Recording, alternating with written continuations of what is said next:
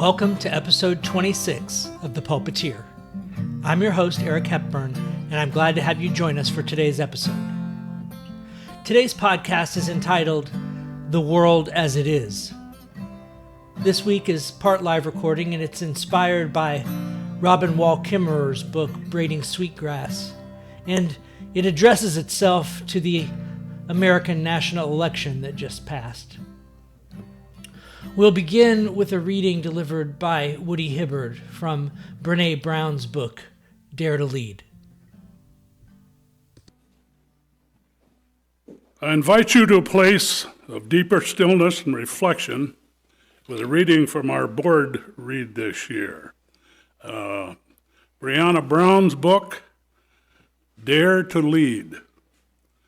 The Stockdale Paradox was named after Admiral Jim Stockdale, who spent 8 years as a prisoner of war in Vietnam. He was tortured more than 20 times during his imprisonment from 1965 to 1963. In addition to fighting to stay alive, he worked every day to help the other prisoners survive the physical and emotional torment. In an interview, Jim Collins asked him, "Who didn't make it out?" Stockdale replied, "Oh, that's easy. The optimists." Stockdale explained that the optimists would believe that they'd be out by Christmas, and Christmas would come and go. Then they'd believe they'd be out by Easter, and that date would come and go. And the years would tick by like that. He explained to Collins they died of a broken heart. Stockdale told Collins, "This is a very important lesson. You must never confuse faith that you will prevail in the end, which you can never afford to lose, with the discipline to confront the most brutal facts of your current reality, whatever they might be."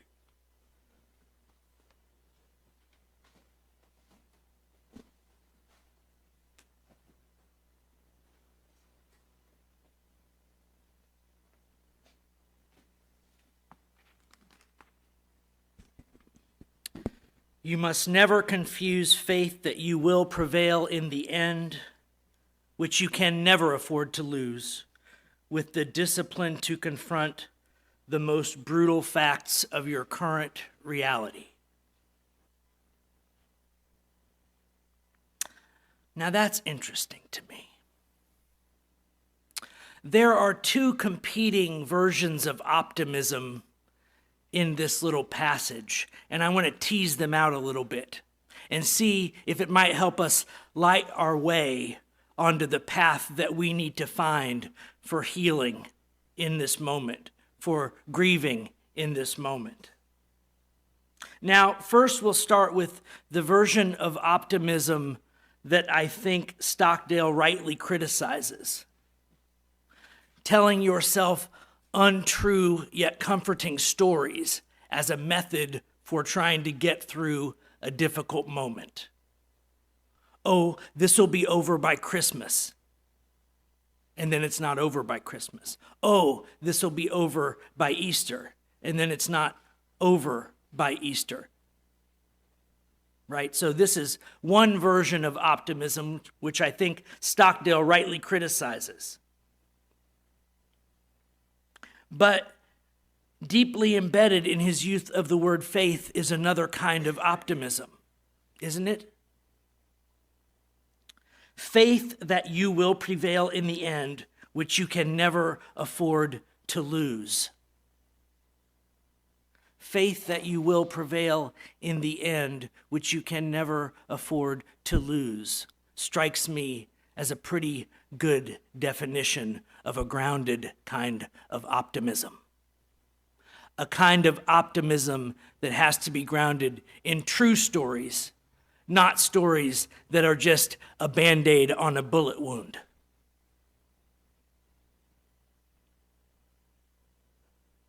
So that's what I'm going to try to offer you this morning.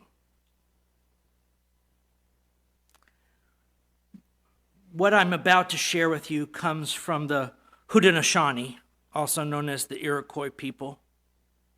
For those of you who might have some concerns, I'll share with you the words of Onondaga faithkeeper Oren Lyons. This Thanksgiving address is supposed to be shared. Otherwise, how can it work? We've been waiting for 500 years for people to listen. If they'd understood the Thanksgiving, then we wouldn't be in this mess. So for anyone concerned that we're inappropriately appropriating something, I want to share with you that the creators of this wisdom were capacious enough to know that the medicine needed to be shared. So this is how this first part of our service today is going to work. I'm going to read a passage. After I read that passage, I will put my finger in the air, and this is your response. Are you ready? It's very simple, and you're going to do it over and over again. Now our minds are one. Repeat after me. Now our minds are one. You got it. This is known as the Haudenosaunee Thanksgiving Address. They begin it by calling it the words that come before all else.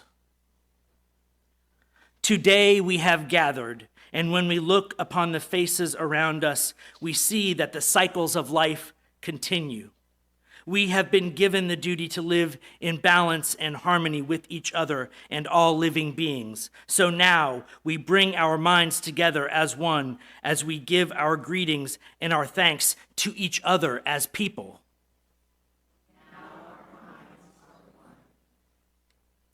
We are thankful to our mother, the earth, for she gives us all that we need for life. She supports our feet as we walk about upon her. It gives us joy that she continues to care for us as she has from the beginning of time. To our mother, we send thanksgiving, love, and respect. We give thanks to all the waters of the world for quenching our thirst, providing us with strength, and nurturing life for all beings. Water is life. We know its power comes in many forms: waterfalls and rain, mists and streams, rivers and oceans, snow and ice. We are grateful that the waters are still here and meeting their responsibility to bring life to all creation. With one mind, we send our greetings and our thanks to the Spirit of water. We turn our minds to all the fish life in the water. They were instructed to cleanse and purify the water. We are grateful that they continue to do their duties and that we can still find pure water. So we send to the fish our greetings and our thanks. Now we turn towards the vast field of plants. As far as the eye can see, the plants grow, working many wonders. They sustain many life forms. With our minds gathered together, we give our thanks and look forward to seeing plant life continue for many generations to come. When we look about us, we see that the berries are still here, providing us with delicious foods. The leader of the berries is the strawberry, the first to ripen in the spring. Can we agree that we are grateful that the berries are with us in this world and send our thanksgiving, love, and respect to the berries? With one mind, we turn to honor and thank all the food plants we harvest from the garden, who feed us with such abundance. Since the beginning of time, grains, vegetables, beans, and fruit have helped the people survive. Many other living beings draw strength from them as well. We gather together in our minds all the plant foods and send them our greetings and our thanks. Now we turn to all the medicine plants in the world. From the beginning, they were instructed to take away sickness. They are always waiting and ready to heal us. We are happy that they are still among us, those special few who remember how to use these plants for healing. With one mind, we send thanksgiving, love, and respect to the medicines and to the keepers of the medicines. We gather our minds together and send our greetings and our thanks to the animal life in this world who walk about with us. They have many things to teach us as people. We are grateful that they continue to share their lives with us and pray that it will always be so. Let us put our minds together as one and send our thanks to the animals. We now turn our thoughts to the trees. The earth has so many families of trees who have their own instructions and uses. Some provide us with shelter and shade, others with fruit, beauty, and other useful things. The maple is the leader of the trees, to recognize its gift of sugar to the people when they need it most. Many people of the world use a tree as a symbol of peace and strength.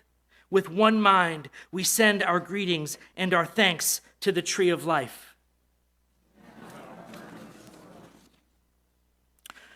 We put our minds together as one and thank all the birds who move and fly about over our heads.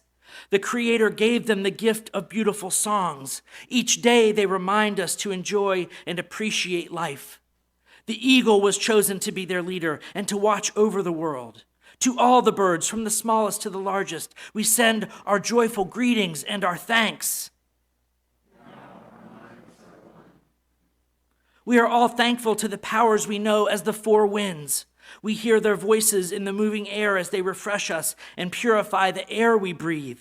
They help us to bring the change of seasons. From the four directions they come, bringing us messages and giving us strength. With one mind, we send our greetings and our thanks to the four winds. Now we turn to the west where our grandfathers, the thunder beings, live. With lightning and thundering voices, they bring with them the water that renews life. We bring our minds together as one to send our greetings and our thanks to our grandfathers, the thunderers. We send our greetings and our thanks to our eldest brother, the sun. Each day, without fail, he travels the sky from east to west, bringing the light of a new day. He is the source of all the fires of life. With one mind, we send our greetings and our thanks to our brother, the sun.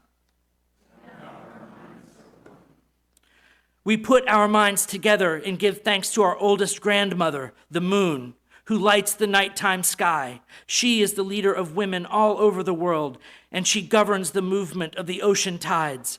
By her changing face, we measure time, and it is the moon who watches over the arrival of children here on earth. With one mind, we send our greetings and our thanks to our grandmother, the moon. We give our thanks to the stars who are spreading across the sky like jewels. We see them at night, helping the moon to light the darkness and bringing dew to the gardens and growing beings. When we travel at night, they guide us home. With our minds together, gathered as one, we send our greetings and our thanks to the stars.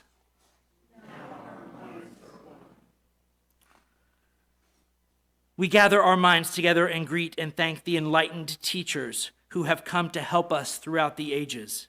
When we forget how to live in harmony, they remind us of the way we were instructed to live as people. With one mind, we send our greetings and our thanks to these caring teachers.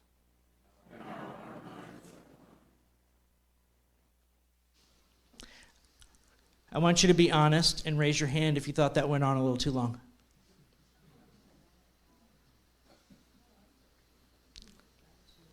What a tragedy. What a tragedy that we are so blessed we get bored counting the blessings.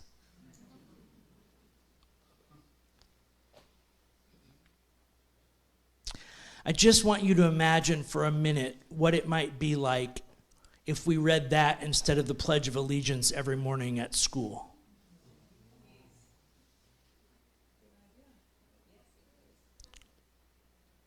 What if our allegiance was to that which gives us life, not to the egotistical creations of our own collectives? What might that mean? I looked over the board that we made on Wednesday night of the things that people were grieving. and if they have a root system, if there's a fungal mass under the floor of our forest of grief in this moment. It is our failure to connect with nature and each other in the way that we live every day. So I found my solace this week in a book that I know you guys already have a congregational read this year, but we're now in extraordinary circumstances. And if you haven't read Braiding Sweetgrass by Robin Wall Kimmerer, I strongly suggest you make time to do so. I'm going to share the idea of the Haudenosaunee blessing came from it. I'm going to share with you a little bit more about it.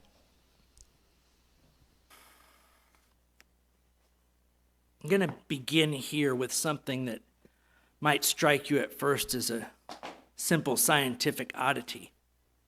Lichen is not a species. Lichen is an intermarriage of a species of algae and a species of fungus that live in symbiosis. Now you see, the algae knows how to make energy out of sunlight, but it simply can't harvest the minerals from hard rock. Now, fungus, on the other hand, relies on other things for the production of energy that it consumes, but it knows very well how to squeeze the nutrients out of raw and hard rock.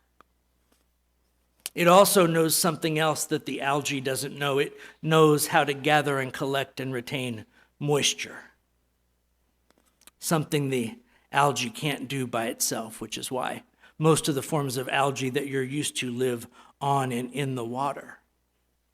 But these forms of algae live on and in and intertwined with the fungus.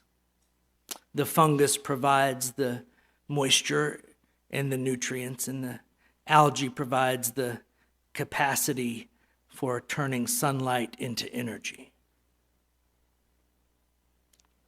Let me share with you a passage from the book. Now, scientists got interested in how the marriage of alga and fungus occurs, so they've tried to identify the factors that induce the two species to live as one. But when researchers put the two together in the laboratory and provided them with ideal conditions for both the algae and the fungus, they gave each other the cold shoulder and proceeded to live separate lives in the same culture dish, like the most platonic of roommates. The scientists were puzzled and began to tinker with the habitat, altering one factor then another, but still no lichen. It was only when they severely curtailed the resources, when they created harsh and stressful conditions, that the two would turn toward each other and begin to cooperate.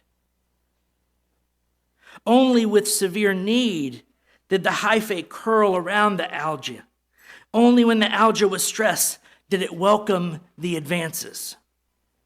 When times are easy and there's plenty to go around, individual species can go it alone. But when the conditions are harsh and life is tenuous, it takes a team sworn to reciprocity to keep life going forward. In a world of scarcity, interconnection and mutual aid become critical for survival.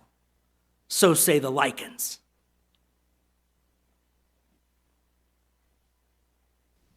Now, when I was sitting in the woods, listening to the audiobook of this book, and that passage happened, I began to weep because I believed I knew what you needed to hear this morning. I know how dire it feels. That's not lost on me. But I want you to pause for a moment and think about how miraculous it is that Dick Cheney is on our side.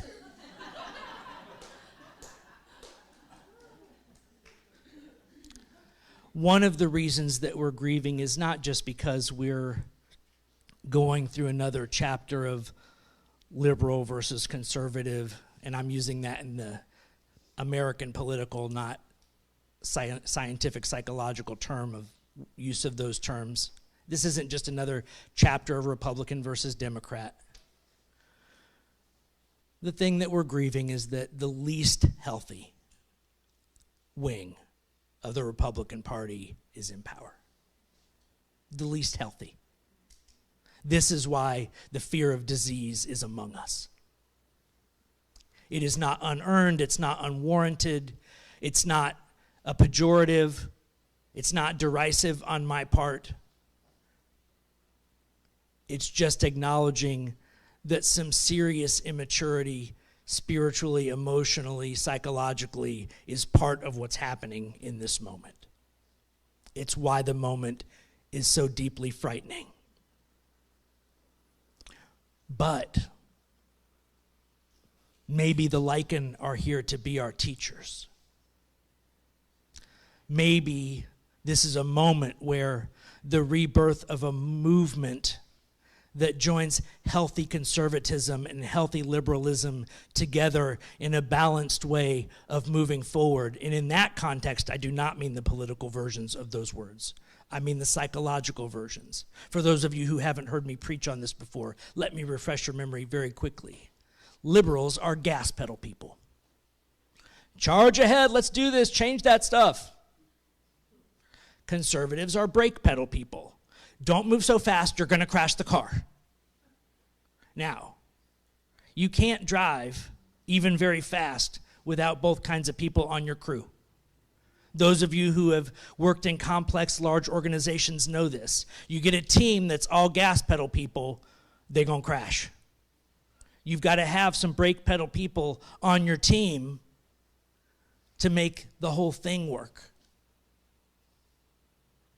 So, how can we become a community where healthy liberals and healthy conservatives can be together, charting a course that's got just the right amount of gas pedal and just the right amount of brake pedal and some wisdom doing the steering?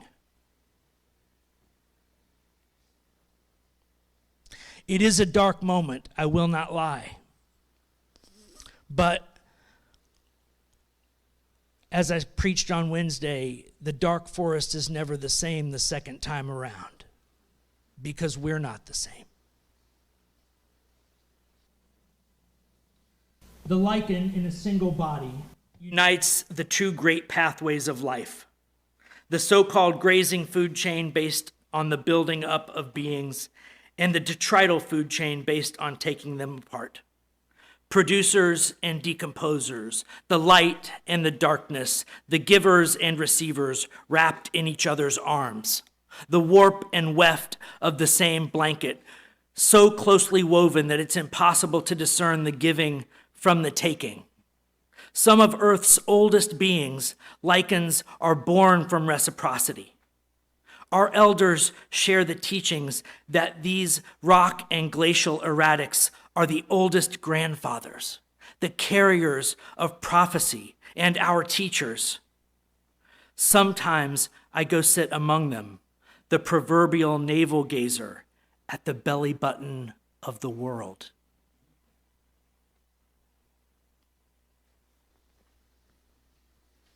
We grew up in a colonialist culture that dismisses ancient wisdom that's not biblical. Can I get an amen? All right.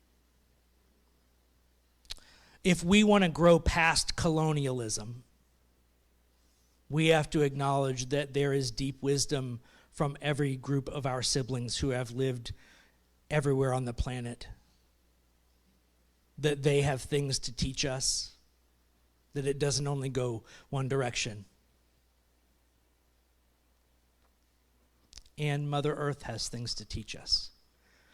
Every species of plant and animal on this world, in this world, of this world, has found secrets we have yet to discover about what it is that makes life thrive.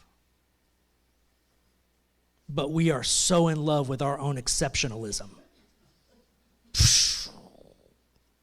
But I want you to see this. I want you to see this. When I'm inviting you out of that exceptionalism, I want you to see that the belief in superiority and exceptionalism is the heart of the unhealthiness that we were just speaking of a moment ago. The very heart of that disease which frightens us terribly. The disease that allows our recognition of which allows us to know that they're not healthy. That the roots of that disease are in colonialist and superiorist modes of thinking and believing. I know the truth. Nobody else knows the truth. Because we are the holders of the truth, we're better than everybody else. And sometimes that truth they think they believe in also includes things like race and gender and sexual orientation, ethnic background, a whole bunch of other stuff gets wrapped up in there. However I can make up a story where I'm on top, I like that story the best. Ta-Nehisi Coates called it the dream. I'm inviting us to wake up from the dream. I'm inviting us to reclaim woke as a sign that we are willing to face hard truths, not as an epithet that we're going to accept as a derogatory. Because that's what this is. Nope, I like the dream, let's go back to sleep. I like the dream. Can we just keep dreaming? And can we continue to pretend that our dream isn't at the expense of somebody else's nightmare? See, that's what Stockdale warned about, isn't it? An untrue story used as a salve.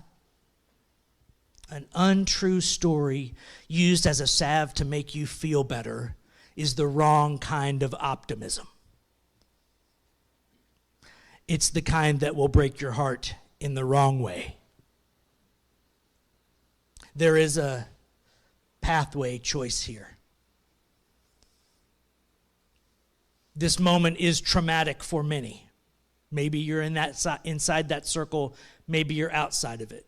But when trauma happens in our lives, it either metastasizes into post-traumatic stress disorder or it gets metabolized into post-traumatic growth.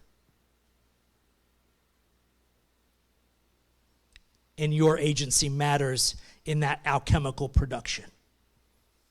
What you choose, how you choose to show up, where you put your energy and your attention, those are all factors that matter